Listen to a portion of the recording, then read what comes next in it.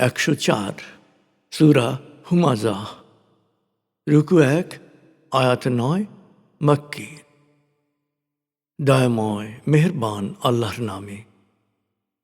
দুর্ভোগ এমন প্রত্যেক ব্যক্তির জন্যে যে সামনাসামনি দুর্ব্যবহার করে এবং পেছনে নিন্দা করে।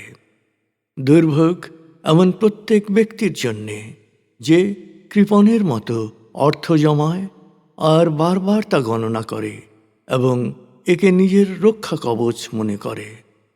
সে মনে করে তার অর্থ তাকে অনন্তকাল বাঁচিয়ে রাখবে। না, কখনো নয়।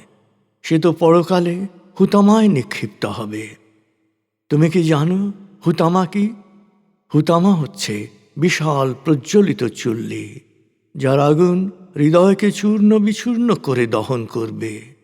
বিশাল স্তম্ভসমূহ পরিবেষ্টিত চুল্লির মুখও ঢেকে দেয়া হবে দহন যন্ত্রণাকে চূড়ান্ত রূপ দেওয়ার জন্যে।